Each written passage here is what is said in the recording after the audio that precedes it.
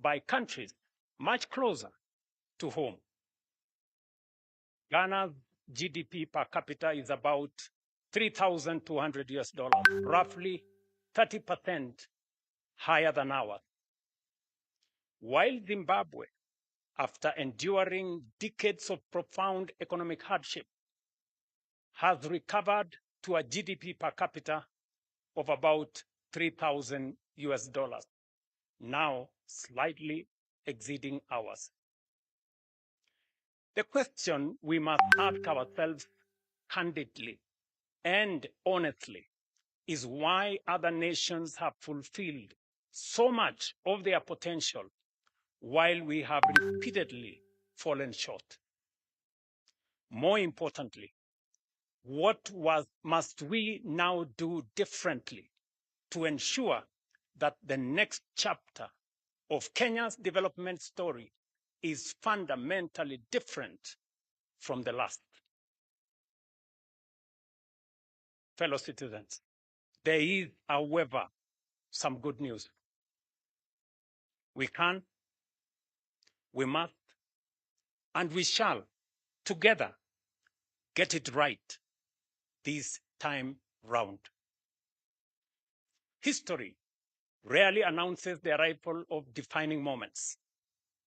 Yet there are occasions when the forces shaping the world create opportunities that come perhaps once in a generation. I believe we are on the threshold of one such historic moment.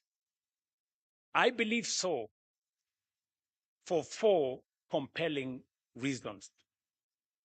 First, 4 years ago, our priority as a nation was not to imagine Kenya's next chapter.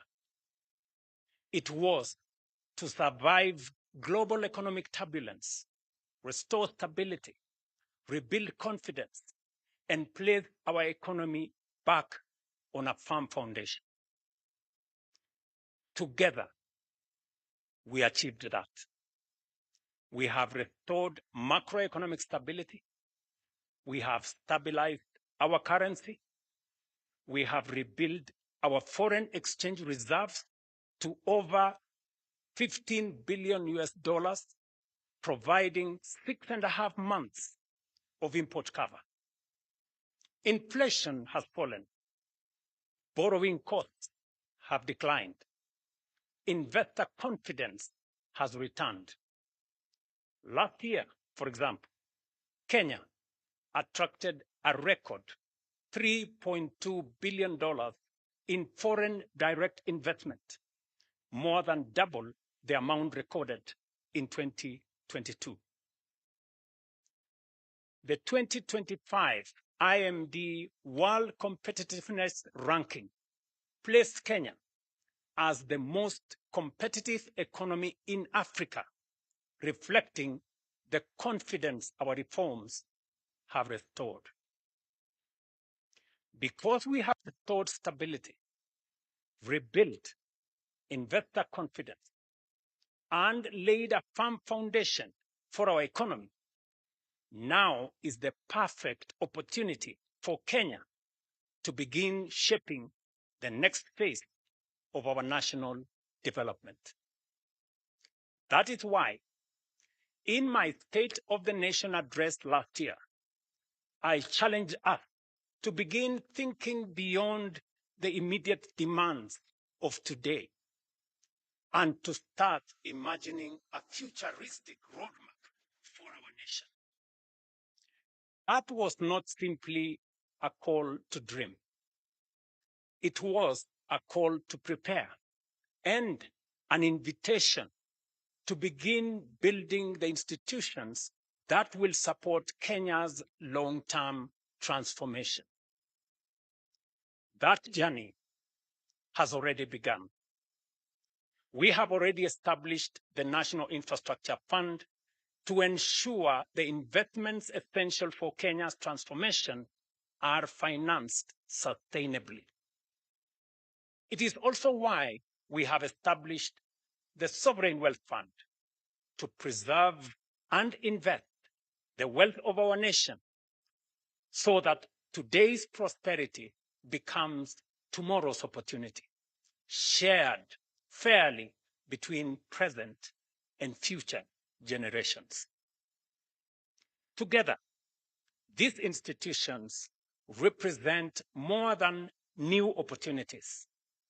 They embody a philosophy of nation building, that lasting prosperity is built through institutions that outlive governments, inspire long-term investment, safeguard intergenerational wealth, and provide confidence in our economy.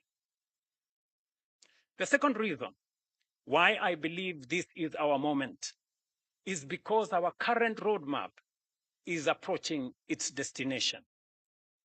Vision 2030 has brought us this far, but it is approaching its horizon. It has served Kenya well. It transformed the way we think about national development, provided a common direction, inspired investment, guided policy in the public space, and demonstrated the power of long-term planning. But honesty also requires us to acknowledge that some of its ambitions remain unattained. In several respects, we are still falling short of even the very standards we set out for ourselves. Vision 2030 set a target of Kenya becoming an upper middle income country by 2030. So far, we are off target. This is not a criticism of Vision 2030, nor is it a reason for disappointment. Rather, it is an opportunity to proudly learn from our successes, reflect with honesty on where we have fallen short, and define together Kenya's next long-term vision. The third reason why this is our moment is that the next great wave of economic transformation will, I believe, be African. The world is entering what may become the greatest wave of global economic transformation in the past 6 decades. And for the first time in modern history, its center of gravity is steadily shifting towards Africa.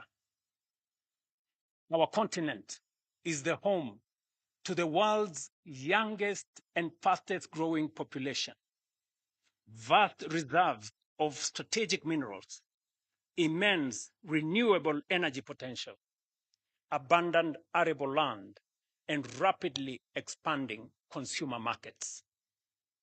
9 of the world's fastest growing economies are in Africa.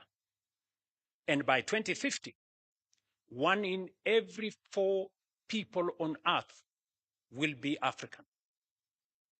Increasingly, global investors